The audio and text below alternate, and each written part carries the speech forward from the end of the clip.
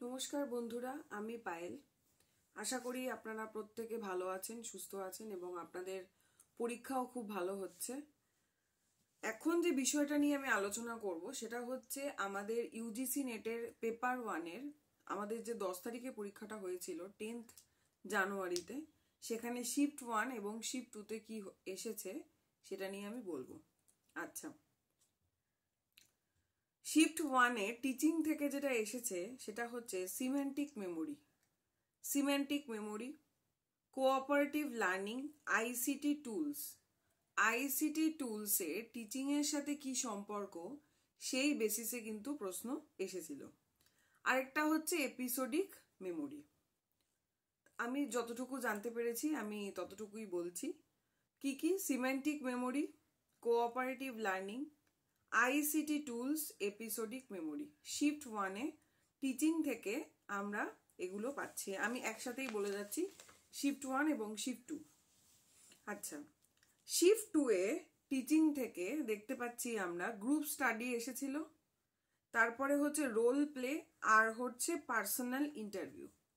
তাহলে কি পাচ্ছি? গ্রুপ স্টাডি, রোল প্লে এবং পার্সোনাল ইন্টারভিউ। আশা করি আপনারা নোট ডাউন করে নিচ্ছেন, কারণ আমাদের নোট ডাউন করতে হবে এই কারণেই আমরা তাহলে বুঝতে পারবো যে এনটিএ কিরকম ভাবে প্রশ্ন দিচ্ছে, কোন কোন টপিকগুলো তাদের কাছে বেশি ইম্পর্টেন্ট হয়ে দাঁড়াচ্ছে এবং ভবিষ্যতে পেপার 1 পড়তে গেলে আমরা কোন টপিকগুলো পড়বো। কারণ অনেকেই বলেন যে কোথা থেকে প্রশ্ন দেয় ম্যাম সেটাই বুঝতে পারি না পেপার 1-এ, এতটাই কঠিন। আমি বলবো কঠিন কিন্তু নয়, সোজাই। যদি আমরা একটু প্রিভিয়াস ইয়ার সলভ করি, একটু বুঝে নিই যে কোন ইয়ারে কোন কোন শিফটে কি ধরনের প্রশ্ন দিচ্ছে, কোন কোন টপিক থেকে প্রশ্ন দিচ্ছে, তাহলে আমার মনে হয় না এই টপিকগুলো যদি আপনারা কনসেপ্ট ক্লিয়ার করে যান তাহলে ভবিষ্যতে দেখবেন এই টপিকে ঘুরিয়ে ফিরিয়ে কিন্তু প্রত্যেকটা পরীক্ষাতেই আসছে। ঠিক আছে, আপনারা প্রিভিয়াস ইয়ার দেখলেও দেখবেন তাই। সুতরাং আমার মনে হয় না, যদি এর কনসেপ্ট ক্লিয়ার থাকে তাহলে পরবর্তী পরীক্ষাতে আর কোনো অসুবিধা হবে। আচ্ছা, এরপরে আমি কমিউনিকেশন থেকে বলছি। কমিউনিকেশন শিফট 1-এ আমি জানতে পেরেছি যে গ্রুপ কমিউনিকেশন থেকে প্রশ্ন এসেছিল। গ্রুপ কমিউনিকেশন, তারপরে হচ্ছে ইনফর্মাল কমিউনিকেশন, তারপরে এসেছিল হচ্ছে গ্রেপ ভাইন, নেক্সট হচ্ছে প্লেসবো। এগুলো থেকে এসেছিল। তাহলে group communication, informal communication, grape vine, placebo group বলতে কি বলছে। আচ্ছা, এখানে কমিউনিকেশন থেকে শোনা গেছে যে গ্রুপ কমিউনিকেশন থেকেই প্রশ্ন এসেছিল এবং ক্রোনোলজি আকারে প্রশ্ন দিয়েছিল শিফট 2-তে। এর বেশি কমিউনিকেশনের প্রশ্ন আমি এখনো পর্যন্ত জানতে পারিনি। আপনারা যারা 10 তারিখের পরীক্ষাটা দিয়েছেন যদি জেনে থাকেন অবশ্যই কমেন্টে জানাবেন, কারণ বাকিদের অনেক সুবিধে হবে। আচ্ছা, এরপরে কমিউনিকেশন পার্টটার পর আমি চলে যাচ্ছি হচ্ছে আইসিটির পার্টে। আইসিটি থেকে যে প্রশ্ন এসেছে শিফট 1-এ সেটা হচ্ছে হার্ড ডিস্ক থেকে এসেছে, র্যাম রম থেকে প্রশ্ন এসেছে, নেক্সট হচ্ছে অপারেটিং সিস্টেম, তারপর হচ্ছে হ্যাকিং এবং ফিশিং অ্যাটাক থেকে প্রশ্ন এসেছে। Hard disk, RAM, operating system, hacking এবং ফিশিং অ্যাটাক থেকে প্রশ্ন এসেছে। আইসিটির ক্ষেত্রে কিন্তু এই টপিকগুলো বিশেষ করে সফটওয়্যার, তারপরে হচ্ছে র্যাম রম যে বেসিক জায়গাগুলো রয়েছে, মেমোরি হায়ারার্কি এবং ফিশিং অ্যাটাক, এগুলো কিন্তু ভীষণভাবে গুরুত্বপূর্ণ। এগুলো কিন্তু আমাদেরকে অন্তত পড়ে রাখতেই হবে আইসিটির জন্য। আচ্ছা, আইসিটির এবার শিফট 2-এর কথা বলি। আইসিটি শিফট 2-তে যেটা এসেছে সেটা হচ্ছে ইমেল থেকে প্রশ্ন এসেছিল, র্যাম রম থেকে প্রশ্ন এসেছিল। দেখুন, র্যাম রম থেকে কিন্তু শিফট 1-এও এসেছে, শিফট 2-তেও এসেছে। হার্ড ডিস্ক থেকে শিফট 1-এও প্রশ্ন এসেছে, শিফট 2-তেও প্রশ্ন এসেছে হার্ড ডিস্ক। এরপর এসেছে সিপিইউ সম্পর্কে, তারপরে হচ্ছে মেমোরি হায়ারার্কি, মানে কোন মেমোরিটা আগে কোনটা পরে, এরকম দেওয়া হয়েছিল। রেজিস্টার, ক্যাশে মেমোরি, র্যাম রম আগে পিছে করে আমাদের লিখতে হতো। তাহলে কি পেলাম? ইমেল পেলাম, র্যাম আর রম পেলাম, সিপিইউ পেলাম, মেমোরি হায়ারার্কি আর হচ্ছে হার্ড ডিস্ক। এটা হচ্ছে আইসিটি থেকে আমরা পাচ্ছি। আচ্ছা, এরপরে আমি চলে আসছি ইএনভিএস। ইএনভিএস এ শিফট 1-এ আপনারা লিখে নিন নয়েজ পলিউশন এবং সয়েল পলিউশন থেকে প্রশ্ন ছিল। নয়েজ পলিউশন এবং সয়েল পলিউশন থেকে প্রশ্ন ছিল। তারপরে হচ্ছে নাগোয়া প্রোটোকল থেকে প্রশ্ন ছিল, রিও সামিট থেকে প্রশ্ন ছিল, আর্থ হোম থেকে প্রশ্ন ছিল। তাহলে কি noise pollution, soil pollution, Nagoya protocol, Rio summit এবং আর্থ হোম থেকে প্রশ্ন এসেছিল হচ্ছে আমাদের শিফট 1-এ। এরপরে আমরা যদি শিফট 2-তে যাই, শিফট 2-তে দেখবো অনেক বেশ প্রশ্ন এসেছে কিন্তু এই ইএনভিএস থেকে। যেমন এসেছে কমিটিজ অফ ইএনভিএস। ইএনভিএস এর যে কমিটিগুলো রয়েছে আমি আগেও বলেছিলাম সেগুলো কিন্তু খুব গুরুত্বপূর্ণ আমাদের পরীক্ষার জন্য। অন্তত সালগুলো আমাদের মনে রাখতেই হবে, যদি আমরা ভেতরের বিষয়টা অতটা নাও জানি, অন্তত কোন অ্যাক্ট কোন সালে কোনটা হয়েছে এইটা জানাটা খুব দরকার। এরপরে হচ্ছে pollutants used in air quality index এসেছিল।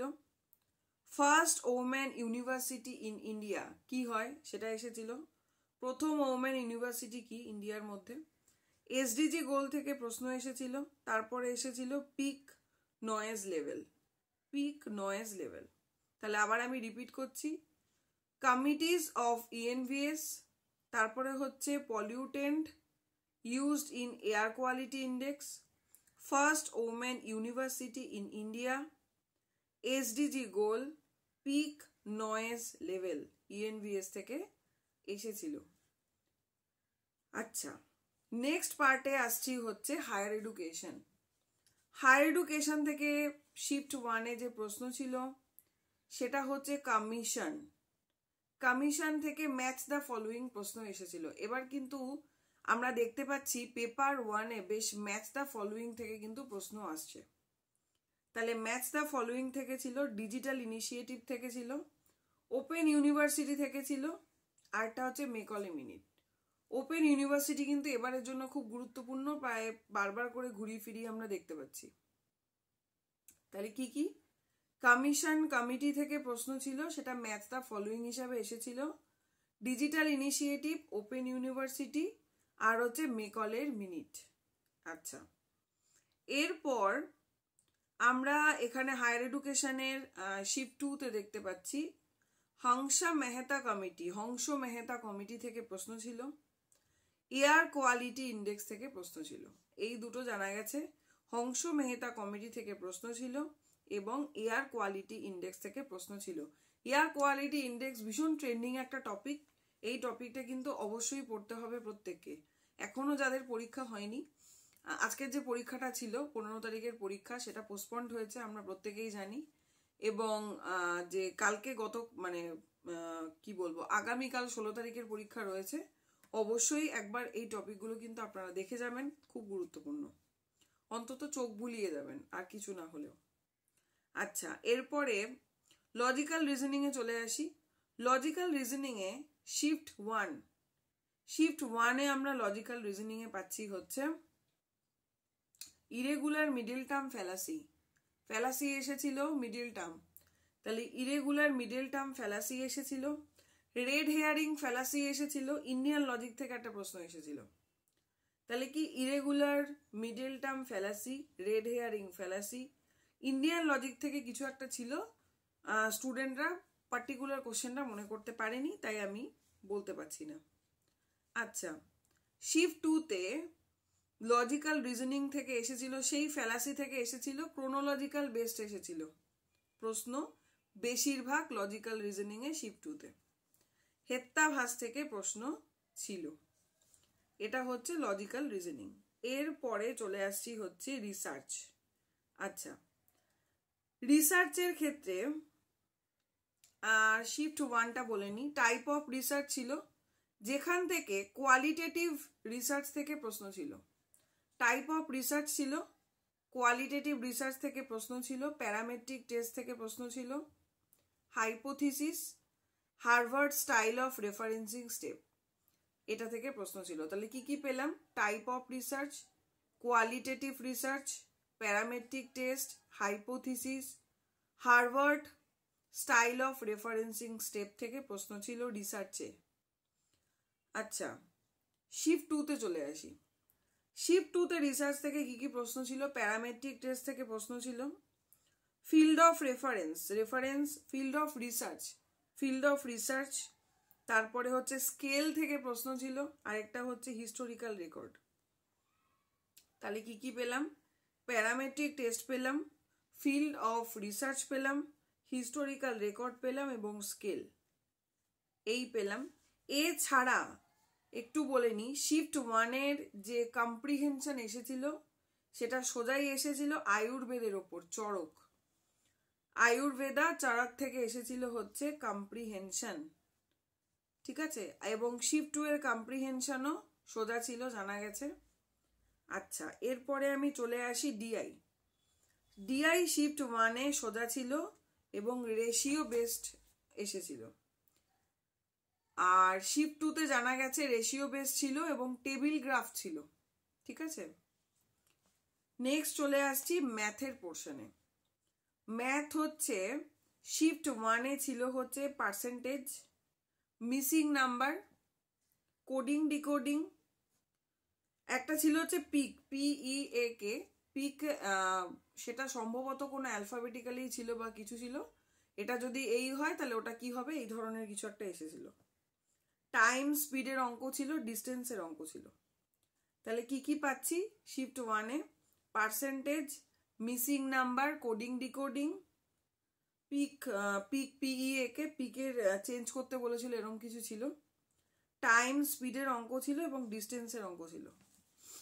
আর শিফট 2-তে যেটুকু জানতে পেরেছি সেটা হচ্ছে কোডিং ডিকোডিং তো ছিলই, ব্লাড রিলেশন থেকে এসেছিল, তারপরে হচ্ছে অ্যালফাবেট এবং নাম্বার বেস ছিল। কোডিং ডিকোডিং দুখানা ছিল, একটা অ্যালফাবেটিক্যালি ছিল আর একটা হচ্ছে নাম্বার বেস ছিল।